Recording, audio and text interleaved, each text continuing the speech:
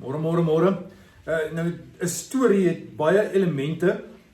Gewoonlik is daar karakters, antagoniste en protagoniste in die held, en daar's 'n spanningslyn, daar's 'n hele klomp fasette van 'n storie, maar 'n storie het altyd 'n beginpunt en 'n eindpunt.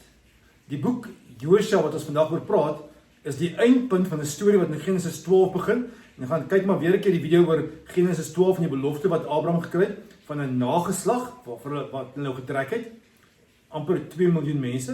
En nou is hulle op pad na 'n stuk grond, die ander belofte, en dis die land Israel wat hulle gaan kry. En Josua in die eerste 5 hoofstukke word geteken as 'n tweede soort Moses, né? Hy lei die volk in die beloofde land in, en hulle gaan weer 'n keer deur 'n rivier, hierdie keer nie 'n see soos die Rooi See nie, maar deur 'n rivier, Jordaanrivier, ook droogvoets wat laat deurgaan, en dan gebeur daar 'n klomp dinge in die nuwe land. Dis die eerste deel van die boek, is net om te sê Moses se opvolger is Josua. Die tweede is dan moet hulle begin oorlog maak. En dan ek sê in die eerste 5 hoofstukke sê hy, hierdie battle is die Here se, jy moet nie fight nie, jy moet maar jy's 'n toeskouer, jy's 'n medewerker, maar dit gaan nie regtig oor jou nie. En dan van hoofstuk 6 af by hoofstuk 12 gebeur dan nou veral 2 stede wat ter sprake is. Die eerste een is Jericho, wat ons onthou van hierdie halwe stupid strategie van die Here. Stap vir 6 dae om die stad, 1 keer, en die 7de dag stap jy 7 keer om. So hulle doen 13 laps rondom die stad, en dan val die mure mekaar. En dan is die volgende dorp wat hulle moet oorwin, die stad Ai. En Ai, is maar 'n klein stadjie, maar daar was 'n probleem. Achan, een van die ouens in die volk Israel, het van die goed vir homself gehou, en nou gaan maak hulle oorlog met hierdie obskure stad, nie groot en nie sterk nie, maar hulle verloor die geveg geheel en al. En dan kom dit uit dat Achan die probleem was. En dis eintlik die mooi van hierdie verhaal. Volg eerder die oënskynlike stupid strategie tot op die letter, of as jy dit nie doen nie, en jy probeer jou eie kop volg, dan gaan jy seer kry. Ouens, dis 'n belangrike boodskap vir my en vir jou. Ons moet die Here vertrou, al klink dit stupid, al klink dit onnosel, al is dit teen al die goeders in wat die wêreld vertel van ons. Trust die Here dat sy pad die regte pad is. Wat hy van ons vra is gehoorsaamheid. En so gaan hulle die land in, nadat hulle Jericho oorwin het en Ai hulle oorwin het, is daar nog 'n klomp ander streke wat hulle oorwin, en hulle kry dit reg.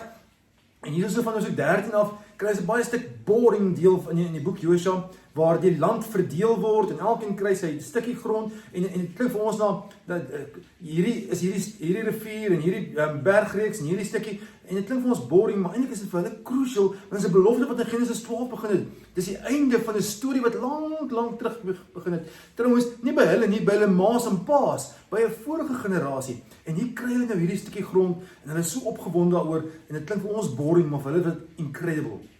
En dan kry ons 'n ou oom Josua, wat die laaste 2 hoofstukke van die boek skryf. Amper soos wat Moses gedoen het, hy het 2 preke wat hy vir hulle. Eerste preek sê hy vir hulle, ouens, onthou wat die Here gedoen het. Moenie gelyk word aan hierdie nuwe wêreld nie. Daar's 'n nuwe wêreld wat vir julle voorlê. Julle is spesiaal. En die manier hoe julle dit kry, is die tweede preek is, julle moet 'n keuse maak. Dit gebeur nie outomaties nie. En dan eindig hy mos met daai verskriklike mooi teks. Wat my en my gesin betref, ons sal die Here dien. So hier's 2 pointers. Nommer 1, die Here vra van ons gehoorsaamheid. Al lyk dit vir ons baie dom en amper onnosel, volg dit wat die Here vir ons vra, woordeliks na.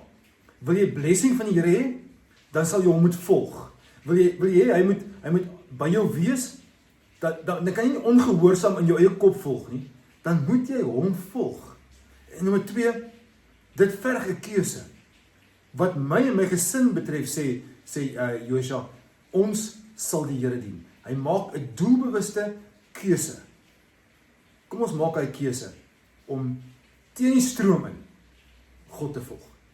Here, dankie dat U ons kom lei en leer van hoe om regtig waar te lewe, om met partykeer vir die wêreld dan dommerige keuses, maar ons weet, dit is wat U voorskryf. Daarom sal ons U dien. Ons sal lief hê waar die wêreld haat. Ons sal anderster wees daar waar die wêreld wil hê ons moet almal dieselfde wees. Ons sal bly groei in geloof. Al sê die ander wêreld, die wêreld vir ons, dis stupid op 'n Sondag kerk toe gaan. Dis oeronnosel om nog geld vir die kerk te gee. Dit werk nie om elke dag iewers die Bybel te lees en te bid nie. Ons kies maar sommer net om U te vertrou. Met alles. Aan U kom die lof toe, Here. Amen. Okay, cheers ouens. Ons sien mekaar volgende week vir die boekie rit. En ja, sien julle Sondag by die kerk. Jy het 'n lekker week. Cheers. Bye bye.